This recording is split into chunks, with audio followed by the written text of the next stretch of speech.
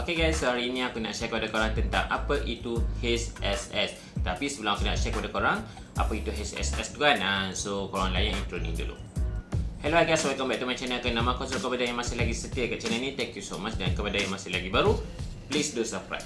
Okay guys, so macam aku cakap tadi, sebenarnya aku nak share kepada korang apa itu HSS. Sebenarnya ramai dah yang tanya aku itu, tolonglah buat video tentang HSS. So sebenarnya aku kan yang tak nak buat video tu. Sebenarnya video untuk nak share pada HSS ni kena ada kamera.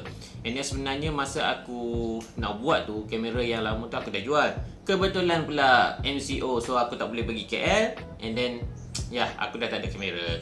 So video yang aku tengah rekod ni menggunakan phone sahaja. So aku terpaksa guna kamera yang shoot video ni untuk aku nak tunjukkan kepada korang macam contoh HSS tu. So kamera yang aku pakai ni adalah kamera Sony A6300. So dia boleh juga guna, tak kisahlah apa body pun sebenarnya boleh buat HSS. Sebelum aku share kepada korang tentang lebih lanjut lagi tentang HSS ni, so korang kena tahu apa maksud HSS ni. HSS ni adalah singkatan daripada perkataan High Speed Sync. So dalam bahasa Melayu dia aku tak sure, so aku try dulu apa maksud dia dalam bahasa Melayu. So aku try Google dulu apa maksud High Speed Sync. Okay, High Speed Sync. High Speed Sync, macam ni je sync. Maksudnya adalah penyegerakan kelajuan tinggi. So bermaksud senang cerita lah, aku bagi bahasa mudah lah. So bermaksud korang boleh menggunakan shutter speed yang tinggi walaupun korang menggunakan flash. Kebiasaan bila korang guna flash dekat body, sebagai contoh, bila korang menggunakan flash dekat body ni, so biasanya shutter speed yang korang gunakan adalah bawah 1/250, betul tak? Ataupun mungkin dia boleh sampai 1/200 sahaja, bergantung kepada kita setting kat sini. So macam mana kita nak naikkan shutter speed tu? Contoh kita nak guna sampai 1/4000, 2000. So macam mana kita nak buat kan? So untuk kita nak gunakan high speed sync ni, kita memerlukan trigger. So aku menggunakan trigger jenis Godot dan juga flash Godot. So dekat sini jenama Godot yang aku gunakan ni antara yang bagi aku recommend lah. Bukannya aku nak beritahu kepada korang hanya Godot je yang boleh buat untuk high speed sync. Sebenarnya jenama yang lain seperti Yono ataupun ada banyak lagi lah sebenarnya. Ada beberapa lagi model yang boleh guna untuk high speed sync. Sebelum korang beli flash, pastikan korang kena tahu flash tu ada capability tak untuk buat high speed sync. Kalau tak ada, biasanya memang kita buatlah macam mana pun memang tak akan boleh. So flash yang aku gunakan adalah Godot TT600 dan juga trigger X1T untuk Sony punya. So kalau untuk Nikon dia akan tulis X1TN. So sama juga Fuji ataupun Canon. So dia mengikut huruf pertama untuk model tersebut, model body kamera korang. So apa kegunaan high speed sync ni? Sebenarnya aku selalu gunakan high speed sync ni kerana sebab kita tak tahu bila kita shoot tu kita shutter speed tu kita dah sampai berapa.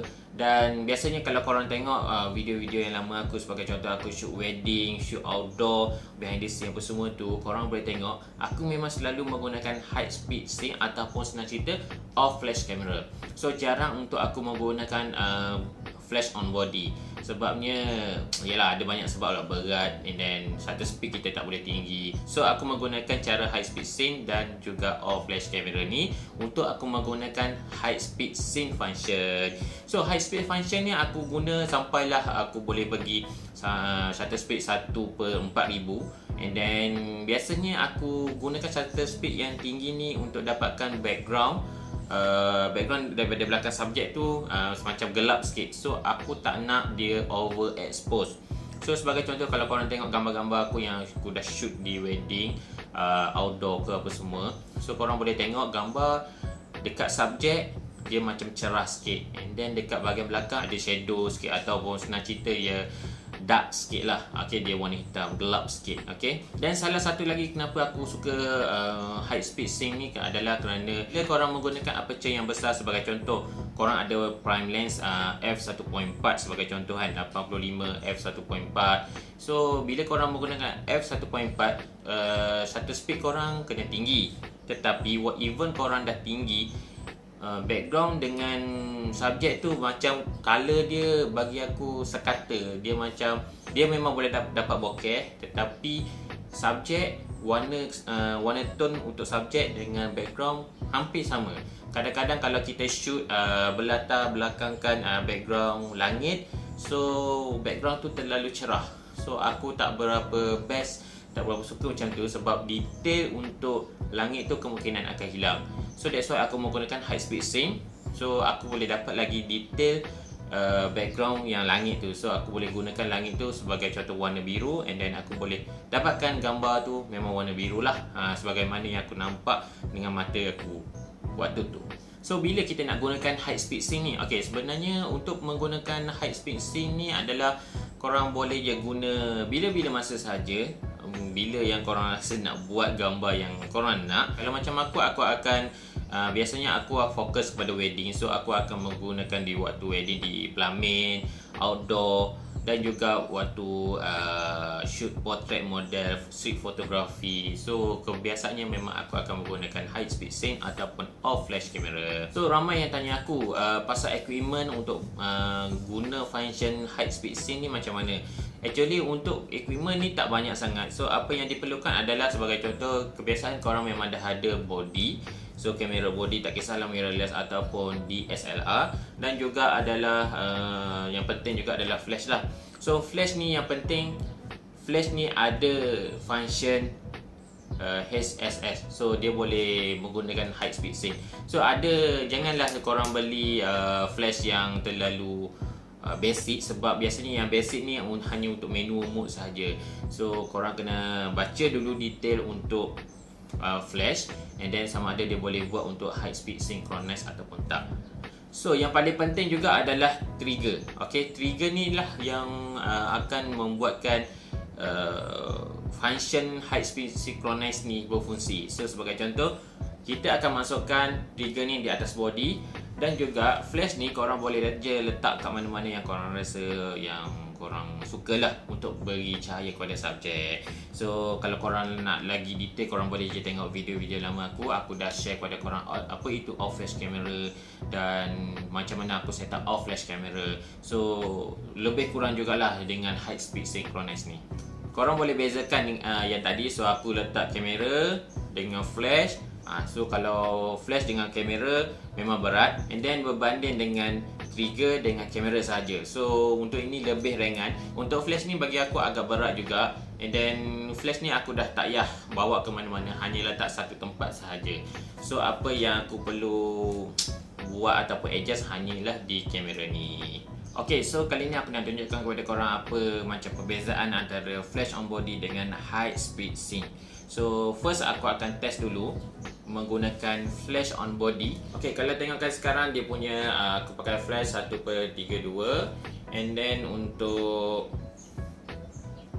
dia punya shutter speed bawah 250. So sekarang dia pakai 1/200. So kita test dulu, aku shoot apa yang ada kat depan aku ni. Sebab benda ni aku dah tak ada shoot wedding sekarang ni sebab PJP. So aku just nak show kepada korang lah, nak beritahu kepada korang tentang pasal SS ni. So first kita shoot dulu. So dia akan dapat gambar lebih kurang macam ni. Dia macam terang semua kan. So kalau kita naikkan shutter speed bila flash on body atas daripada 250, sebagai contoh aku pakai shutter speed 500, and then dia punya power sama macam tadi, dan kita akan tengok apa yang akan berlaku. Okay, satu. Kalau dekat sini bahagian atas tu dia macam hitam dan bahagian bawah tu terang. Dia macam tak matching antara flash dengan body tu. So that's why kita kena shoot menggunakan flash on body ni bawah shutter speed tu bawah 1/250. Okay. So sebagai contoh, kalau kita naikkan lagi sampai 1/1000, okay, shutter speed tu 1000, dan tengok apa yang akan berlaku. Okay, jom. Okay, sebagai contoh sekarang ni, kalau korang tengok 1/1000, okay, hitam tu lagi banyak bahagian atas tu, dan dekat bawah tu terang sikit lah, sikit je nampak yang terang tu kan. So itu je yang dia boleh capture. So that's why bila flash on body ni dia ada limit dia. Bila flash on body ni, so memang macam mana pun memang tak akan dapat buat high speed sync. Okey, kali ni aku akan tunjukkan kepada korang tentang macam mana pula menggunakan high speed sync ni. So aku akan buat juga cara yang sama semacam yang tadi. Cuma berbeza bila pakai HSS kita akan pakai trigger dan flash juga position dia kita akan letak je kat mana-mana. Tetapi untuk kali ni aku akan letak je bahagian atas. So dekat sini aku akan test shoot 1 2 3. So aku menggunakan cara yang sama tadi. Flash punya power sama iaitu 1/32 dan juga untuk shutter speed dia 1/200 f 3.5. So kita naikkan dulu sampai 500. Okay, and then cara yang sama. So kalau tadi macam bila flash on body dia akan jadi macam half. Okay, so untuk kali ni untuk gambar yang bila guna high speed sync ni dia macam tak ada dah bar tu. Yang hitam kat atas tu dah tak nampak. So inilah kelebihan dia. Okey, tadi kita buat sampai shutter speed 1/1000 kan. So kita akan test lagi sampai 1000. Yes, shoot 1. Okey, so ini adalah gambar juga, cumanya dia macam makin gelap sikit. Apa yang aku nak beritahu pada korang iaitu bila korang menggunakan high speed sync, korang tak perlu risau dah yang korang macam akan dapat gambar macam yang ada hitam ke atas tu tadi. So korang boleh guna je suka hati korang menggunakan high speed synchronize ni. Itu yang pentingnya kalau korang tengah shoot ke apa kan, korang terlupa ke apa, bila korang naikkan shutter speed macam atas 250, so korang dah tak payah risau bila gambar korang takut sangat ke nak jadi macam tadi ke apa. So korang tak perlu risau dan tak perlu takut dah. So inilah cara aku yang selalu aku gunakan. Okay guys, so macam mana korang dah faham belum tentang HSS ni?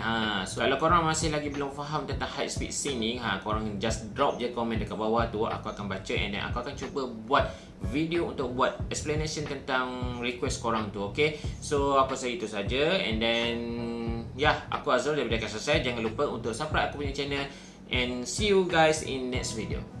Bye.